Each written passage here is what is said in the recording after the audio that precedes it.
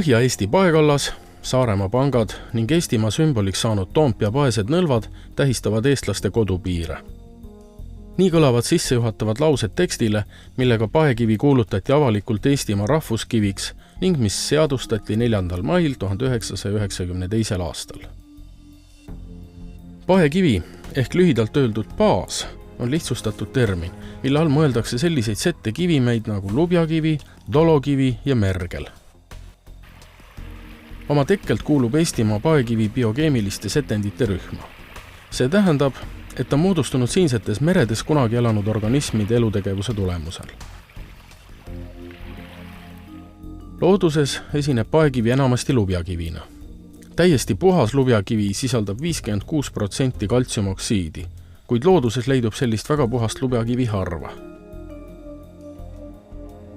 Tavalisemad lisandid meie lubjakivis on dolomiit, savi, glaukoniit ja rauahüdroksiidid.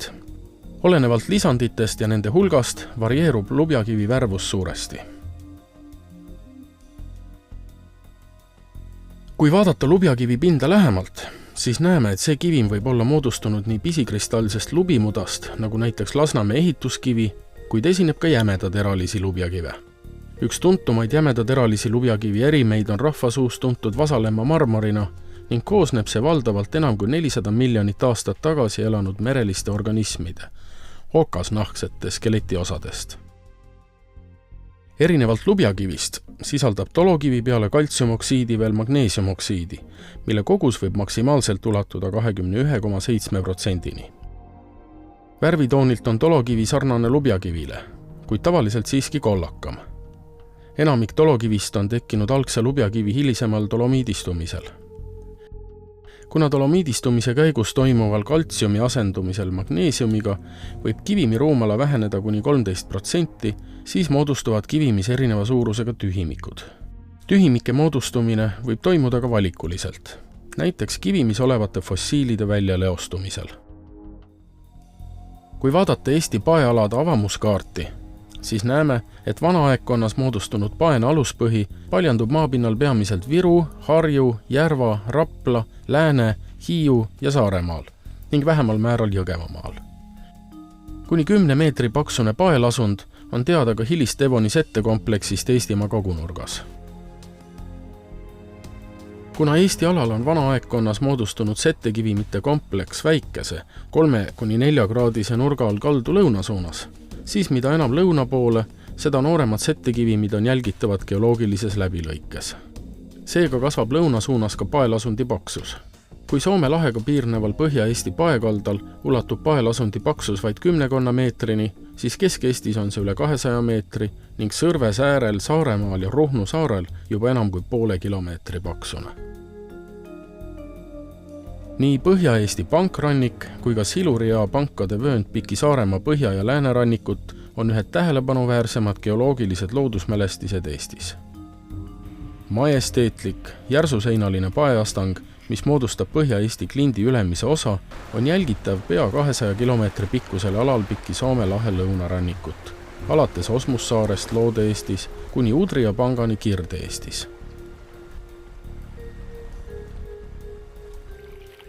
Kuidas on tekkinud Põhja-Eesti pankrannik ja piki Saaremaa rannikut kulgev pankade vöönd, ei ole siiani täpselt teada, kuid ilmselt on siin olulist osa mänginud nii jääaja järgne maapinna tõus kui ka omaaegsete suurte jõgede kulutav tegevus.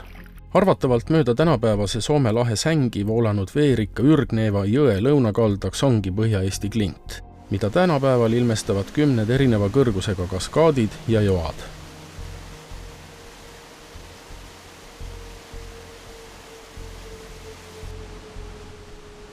Kõrgeimad neist on Jägalajuga ja Keilajoa, kuid ilusat vetemängu võib jälgida ka suhteliselt madalatel kaskaadjoastikel, nagu Treppoja, Joaveski ja Aluoja.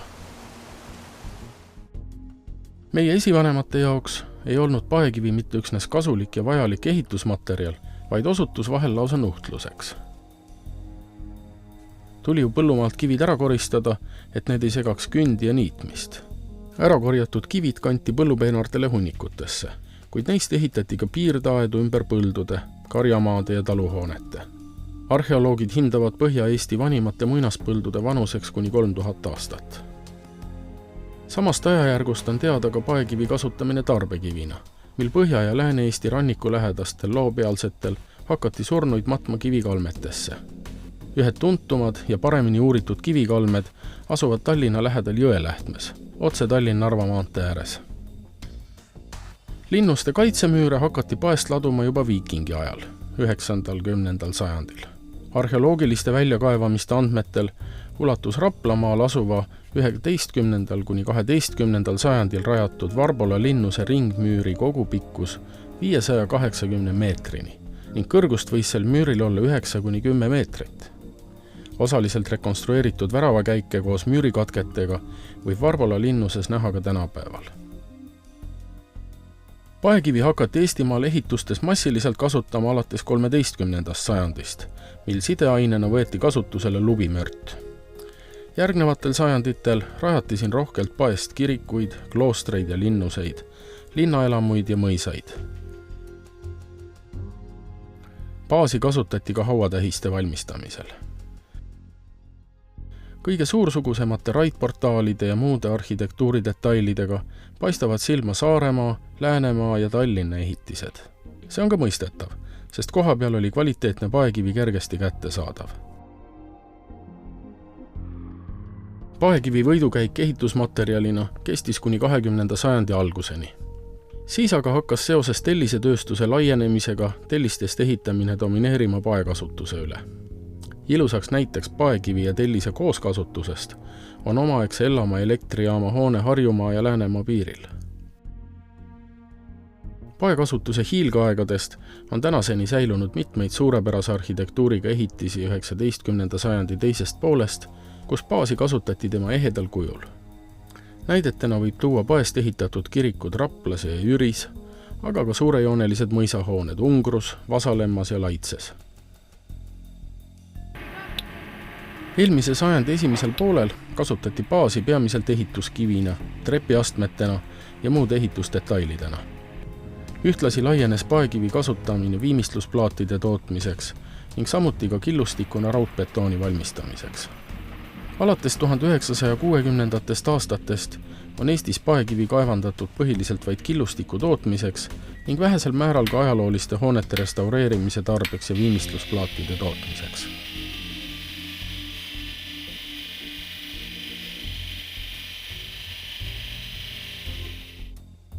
Tavainimene näeb paekivi kasutust eelkõige ehituses ja teede ehituses. Tegelikult on lubjakivi kasutus märksa laiem ja kõige suurem lubjakivi tehnoloogiline kasutaja Eestis on Kunda Nordic Cement, tsemenditööstus Kundas. Teine suur lubjakivi, tolokivi kasutaja Eestis või töötleja Eestis on Nordkalk AS. Nordkalgil on Eestis 3 tootmisüksust, Vasalemmas asuv lubjakivikarjäär, kust tarnitakse lubjakivi nii ehituse kui teedeehituse tarbeks, aga ka siis tehnoloogiasse. Edasi tulles meie Rakke tehasesse, mis asub minu selja taga praegu, peaksime me rääkima lubjakivi hoopis enamast kasutusest või suuremast väärindamisest. Ja nimelt Rakke tehases väärindatakse see lubjakivi siis järgmisteks toodeteks. Esiteks lubi ja teiseks siis peenestatud lubjakivi. Siinkohal on paslik öelda, et lubjakivi suurim kasutaja kogu maailmas on metallitööstus. Eestis metallitööstust ei ole, selle tõttu Eestis me sellest rääkida ei saa. Teine suuruselt kasutaja on tselluloosi- ja paberitööstus. Tselluloositööstus on Eestis olemas, nii ka Rakke tehase suurim lubjakivi kasutaja on tänaseni olnud Kehras asuv tselluloosipaberi-kombinaat. Paekivi kui Eesti rahvuskivi iseloomustus võiks olla kokku võetud järgmiste sõnadega. Kui rukkilill on Eestimaa leivavilja ja suitsupääsuke maakodu sümbol, siis paekivi kandku rahvuskivina meie püsimise aadet siin Läänemere kargetel randadel.